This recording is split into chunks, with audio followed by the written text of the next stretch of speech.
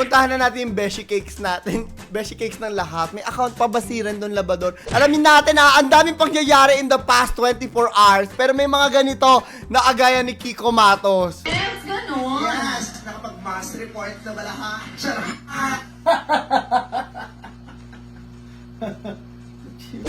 Sa'yo na araw niya.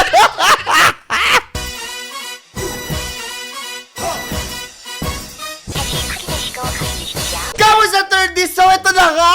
Nakakaloka ang mga pangyayari dito kay Rendon Labador. Hindi ko alam kung kailan inere to, pero merong pasaring pa si Vice Ganda na nakapag-mass report na ba ang lahat. Panoorin natin yung video ha. Ayan. Ituloy natin ang pag-ibigan. Tuloy-tuloy lang. Ay, Layla. Tuloy ang pag-ibigan, wala makakapigil. Yes, ganun. Yes, nakapag-mass report na ba lahat?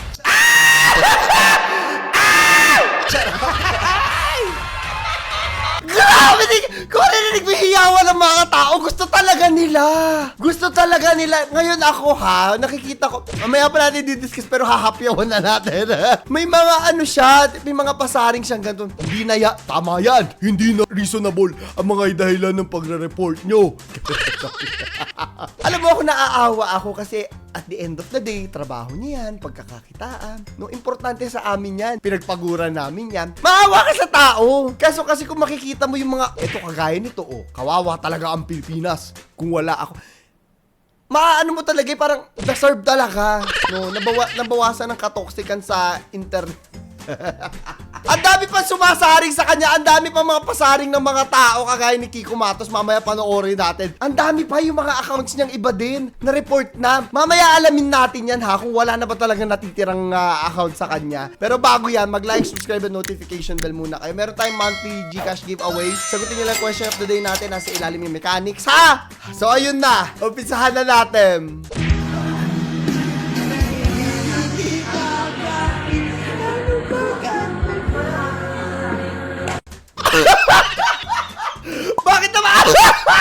Bakit naman sinampal ng sibika at kultura? Anong libro yun? Ano ka?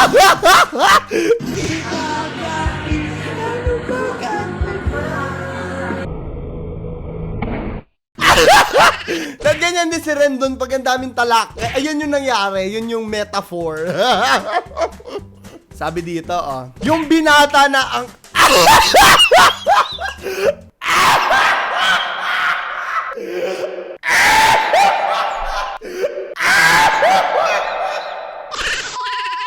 Paano kasi nagkakaroon ng yung tekart? Totoo nga, ang daming buhok. Alat, naluluha ako. Sorry. Aray ko, Diyos ko, Nay. Aray, ang benta sa akin. Ano ba yan? Ito na naman, si John Lloyd Cad. Sabi niya, ayan, ang dami nagagalit ngayon sa mga fans lang daw dahil kay Zoro. Alam niyo, wala namang masama kung dahil lang sa live action maraming sumusuporta sa One Piece, diba? Plus pa rin yun, mas magkakaroon ng budget ang One Piece, diba? Para makapag-produce pa na napakaraming mga bagay. Huwag kayong gatekeeper, walang masama, diba? Kaya nga ginawa ng Netflix yung live action to tap onto other markets, diba? Na hindi nakapagnood ng 1,000 plus episodes. Kayo ang basher nyo. Next one. Hirapan ako humingat Sorry. Next. Uy, tama ka na, Lalabs. Nasira monopod ko sa sobrang kilig. Uy, tama ka na, Lalabs. Nasisira monopod ko sa sobrang kilig. Naku, kulang pa po yan. Gusto mo pakaligin kita. My girl, my girl, my girl. Ano yun? My girl. Kinilig naman po talaga kami sa sobrang kilig. Talagang namatay na po talaga lahat. Naghalumpasay na po ang lahat. Nakakaloka. Ano to? Ano ba yan? Bakit? Paano natin yung kakainin? Sinabon Hala! Seryoso? May ganito ba? mo na yan. Ba't mo sinabon yung kamatis, pipino? Kasi, Ako, guilty ako kasi yung itlog, pag nagluluto ako ng pansit ka hinugasan ko kasi di ba puro tae ng manok. Hinugasan ko ng sabon. Pero iba naman to kasi parang papasok yung sabon. Yun kasi pwede mong tanggalin yung di ba? Pwede mong tanggalin yung sabon kasi hindi naman Ito parang pumapasok nagtitinda, nilalap. Ako lang ba'y naguhugas ng itlog? Hindi itlog ko yung itlog. Itlog ng manok pag nagpapansit. Nilalapag nila sa sahig. May mga tayo ng mga insekto. Oh. Tapos wala na bakterya na din yan na ano na din yan sa Dinadagwa ano. ng ipis. Oh, di ba? May mga ganito ba? Comment nyo sa ilalim ha. Hindi ko kasi talaga alam. Hindi ko talaga alam. O ano to? Breakdown saglit. Ano ba yan? Jabol na malupit. Tapos laban ulit. Pero very relatable yung ganito. Breakdown ka lang, diba? Pahinga konti. Wala tayong karapatan mag-breakdown lahat talaga. Especially kung adult ka. Hindi pwede pag nag-breakdown ka, hindi ka papasok. Pag hindi ka papasok, wala ka sweldo. Pag wala ka sweldo, wala ka kakainin. Bawal. Breakdown saglit lang, di ba? Pahingang malupit. Tas laban ulit. Kakaloka. O, ayan na tayo! Oh, sorry. Pupuntahan na natin yung Beshi Cakes natin. Beshi Cakes ng lahat. May account pa ba si Rendon Labrador? Alamin natin ha, ang daming pangyayari in the past 24 hours. Pero may mga ganito na agaya ni Kiko Matos. Yes, ganun. Yes! Nakapag-mass report na ba lahat? Charot!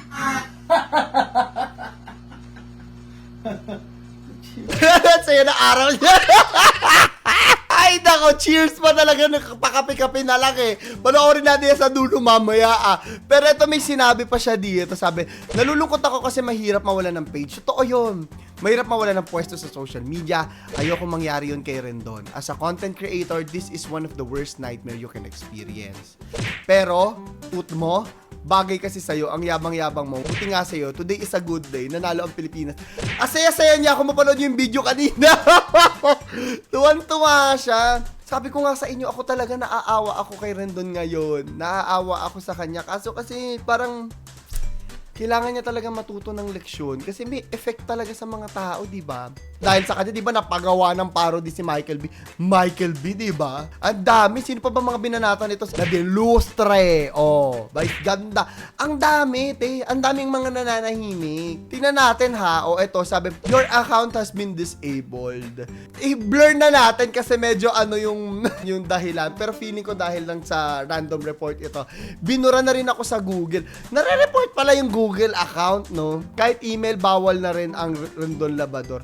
Nabubura pala yun. And nakikita ko naman, mukhang malungkot naman talaga siya, pero siguro kailangan niya ma-reflect na meron siya ginawa kasi talaga. Kaya lumalaban ng mga tao sa kanya. O, may ganito pa. Kawawa talagang Pilipinas. Kung wala ako, ulitin mo. Kasi hindi ako nag-iisip eh. Iwan. Kahit pamilya mo pa. Ganyan pa, di ba? Hindi niya nire-reflect sa loob. Sinisisi niya pa yung mga tao. May mali sa inyo, kaya ako reported, kayo yung mali, di ba? Dapat nagre-reflect tayong lahat. Bakit ganito yung mga bagay-bagay? Bakit galit sa atin ang mga tao? Bakit nila ako nire-report? Ah, ganun pala. O, di ba? O sige, hindi ko na uulitin. So, tanggal na yung TikTok niya. Tanggal na yung Facebook niya. Kung tanggal na yung Google niya, tanggal na rin ba yung YouTube niya? Hindi ko alam kung iisang account lang yung Google or YouTube niya. Hindi ko pa chinecheck. Paki-comment na lang sa akin, ha? Tapos, pakita rin natin, no? Meron siyang bagong Facebook page, Meron siyang bagong Facebook page. Tapos sabi dito, oh, Rendon Labrador, may bagong Facebook page. Panawagan ng netizen. Mass report. Isang patunay din to, ha? Ito yung na-realize ko. Isang patunay sa kapangyarihan ng mga tao. May kapangyarihan talaga ang mga tao. Pag alam nila, pag aware sila sa kapangyarihan nila. Isang statement din to for Vice Ganda, no? Napaka-powerful ni Vice Ganda. Nagagamit para sa mga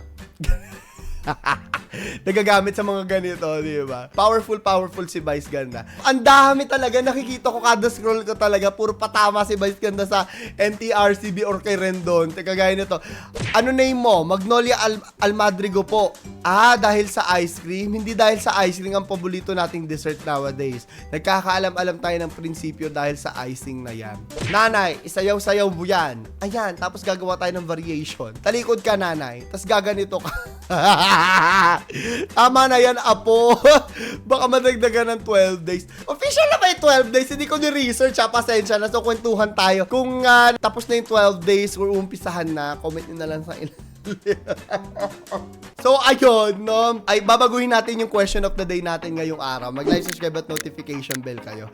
Sa tingin nyo ba, dapat lahat ng account ay wala na talaga si Rendon Labrador? O, sa tingin nyo ba, ito ha, mas maganda kung matututo siya kung bakit yan ang nangyari sa kanya at mabigyan siya ng pangalawang pagkakataon. Ano sa tingin nyo yung mas nakakarapat dapat doon? i-comment nyo sa ilalim. So yun lang po. It's Claro the Third. Nagpapaalam. Panoorin nyo si Kiko Matos. Tawa ko ng tawa dito kanina umaga. Yes, ganon. Yes, nakapag-mass report na ba lahat? Charot!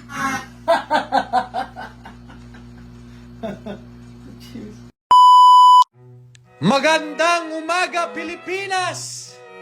Hay, kay sarap talaga sa pakiramdam ng gumising kang wala kang violation, wala kang tinatapakang ibang tao, at mas lalong kay sarap ng gising pag alam mong hindi burado ang Facebook page mo. Kay sarap ng kape, silip sa cellphone, kay sarap sumilip sa cellphone at mag-selfie para makapag-post sa Facebook page. Kaya halina po, pumasok na po tayo. Dito po tayo ngayon sa harapan ng computer upang makapag-check ng kaganapan online. At habang nag-i-scroll down sa social media, meron akong nakitang post ng isang ang sabi ba naman, sana ako nagkamali. Ako'y natawa na lang kasi para siyang baliw. Parang di siya naniniwala na wala siyang nagawang mali. At isa pa, habang nag-i-scroll sa social media, meron akong napanood na clip from It's Showtime. Panoorin natin to. Yes, ganon. Yes, nakapag-mass report na ba lahat? Charot!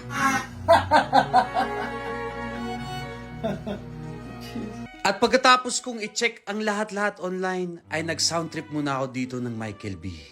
Kahit di kaya pinili, kahit na pangit, pwede na tong ipagpapalagay.